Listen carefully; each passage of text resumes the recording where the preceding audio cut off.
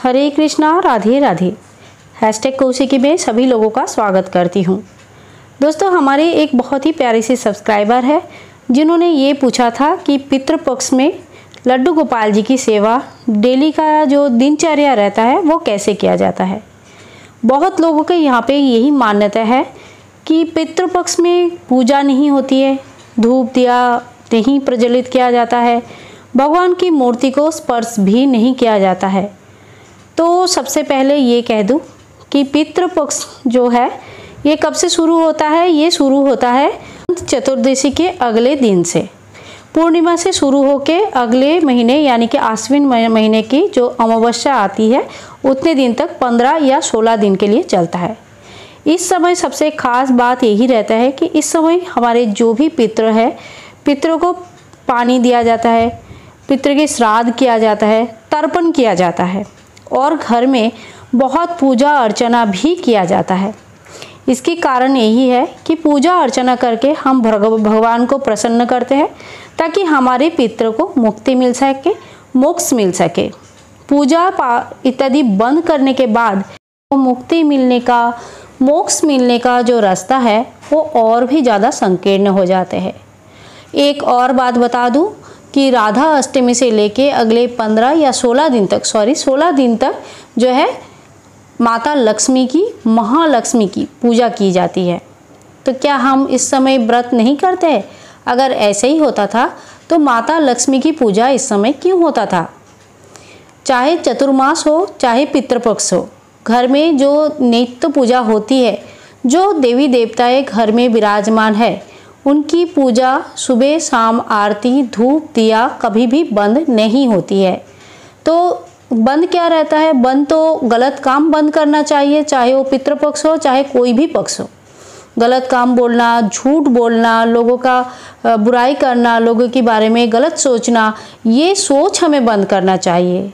और हमें क्या करना चाहिए? इस समय एक चीज़ और बनाई होती है, कोई भी नया चीज़, नया वस्तु, कोई भी मूर्ति स्थापना, मंदिर स्थापना, नया वस्त्र लाना या घर के कोई भी नया सामान लेना मनाही रहती है। इस समय पितरों को याद किया जाता है। घर में जो भी अभी हमारे जो भी पितरों है, जो अभी हमारे साथ नहीं है 100 शरीर में, उनके बारे में बात किया जाता है, उनको याद किया जाता है, उनके अच्छे अच्छे काम के बारे में बोल के उनको खुश किया जाता है। इसकी एक कारण और भी है कि मान्यता है कि पितृ इस समय आते हैं, उस घर में आते हैं, अपने लोगों से मिलने आते हैं और अपने लोग जब उनको तर्पण करते हैं, जल देते हैं, तो फिर वो बहुत खुश होते हैं, उनके आशीर्वाद हमें प्राप्त होती है।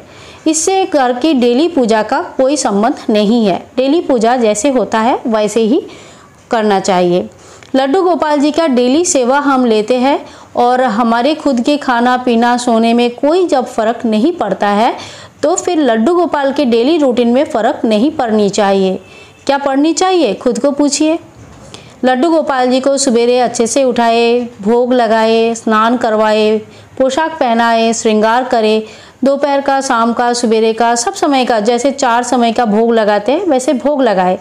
रात को इनको सुलाए, यानी कि जो आपका दिनचर्या है, जैसे भी आपने सेवा लेके रखा है वो सारे सेवा आप जारी रखें। सिर्फ लड्डू गोपाल क्यों, आपके घर में अगर कान्हा जी है, राधा रानी है या जो भी देवी देवताओं को अपने घर में विराजमान करके रखे हैं, पूरा 15 दिन तक धूप दीप ना दिखा के उनकी अपमान करना उचित नहीं है। पितृपक्ष में पितरों के साथ साथ देवी देवताओं का भी पूजा होती है। यानी कि ये तो उल्टा करके अगर बोलेंगे तो ज़्यादा अच्छा है कि इस समय देवी देवताओं की पूजा के साथ साथ पितरों को भी पूजा किया जाता है, उनको भी याद किया जाता है, उनको भी तर्पण दिया जाता है। और पितरों के लिए मोक्ष प्राप्ति के लिए हम देवी देवताओं के पास ही जाके सोचते हैं, उनको बोलते हैं, उनकी कामना करते हैं कि हे भगवान, हमारे पितरों को मोक्ष प्राप्ति हो, मुक्ति प्राप्ति हो। तो दोस्तों, आशा करती हूँ ये चीज़ अभी आप सभी के पास बिल्कुल क्लियर है कि पितृपक्ष में दिया नहीं जलाना चाहिए, भगवान को नहीं छूना चाहिए। ये सब कोई भी शास्त्र में कहीं पे भी ऐसा नहीं लिखा है। पितृपक्ष में जो भी व्रत आता है सब व्रत हम पालन करते हैं। घर की नित्य पूजा जरूर करें, गोपाल जी की सेवा जैसे कर रहे वैसे ही करते रहे। बाकी भगवान जी जो विराजमान है, सुबह शाम आरती दिखाना, धूप दिखाना इत्यादि जरूर करते रहे। नया चीज़ लेना वर्जन है, वर्जित माना जाता है, इसलिए नया चीज़ घर पे ना लाए। घर में कलह क्लेश मत करें, क्योंकि इस समय पितरों बोलते हैं घर पे आते हैं, और घर पे जब आपस में कलह रहते हैं, क्लेश रहते हैं, दुखी रहते हैं घर के लोग, तो पितरों को भी बुरा लगता है और फिर वो दुखी होकर वहाँ से चले जाते हैं, जो कि हमारे भविष्य के लिए, हमारे लिए सही नहीं होता है।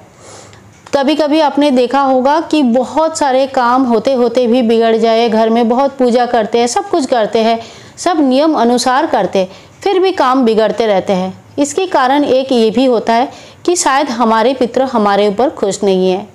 इसीलिए हमें पितृपक्ष में उनको याद करके उनको तर्पण जरूर करना चाहिए, और साथ में उनकी अच्छी बातें जो भी है, उन्होंने जो भी अच्छा काम किया है उनको याद करें, आपस में खुश रहे, आपस में अच्छे से रिश्ता बना के रखे, ताकि वो भी जब पितृपक्ष में हमारे घर आए तो सबको खुश देख के अपना भी खुश हो और आशीर्वाद करके जाए। जिन्हों को भी पितृपक्ष में पितरों का आशीर्वाद प्राप्त होती है, उनको जिंदगी में कई सारे सुख सुविधाएं, खुशी और समृद्धि मिलती है। तो दोस्तों, आशा करती हूँ ये वीडियो आप सभी लोगों को अच्छा लगा है। वीडियो अच्छा लगा है तो वीडियो को लाइक करें, शेयर करें, ज़्यादा से ज़्यादा शेयर करें, ताकि लोगों के अंदर जो कन्फ्यूज़न है वो दूर हो जाए। अपनी मम्मी पापा भाई बहन से शेयर करें। और पितृपक्ष में पूजा की कोई मनाही, कोई बधाई नहीं है, कोई बाधा नहीं है, ये बात सभी तक पहुंचनी चाहिए। अगर दोस्तों, चैनल को सब्सक्राइब करना बिल्कुल ना भूलें, चैनल को सब्सक्राइब करके रखें, ताकि आगे आने वाली वीडियोज़ में आप और हम कनेक्टेड रहें। मिलते हैं नेक्स्ट वीडियो में, तब तक के लिए बाय बाय दोस्तों। और हाँ, हमको इंस्टाग्राम में फॉलो करना बिल्कुल ना भूलें। इंस्टाग्राम में हम नए नए फ़ोटोज़ डालते रहते हैं, बहुत ही प्यारे प्यारे, सुंदर सुंदर। आशा करती हूँ इंस्टाग्राम में फ़ोटोज़ भी आप सभी लोगों को उतना ही प्यार देंगे जितना आपने हमें यूट्यूब में प्यार दिया है। तो तब तक के लिए अभी चलते हैं, बाय बाय।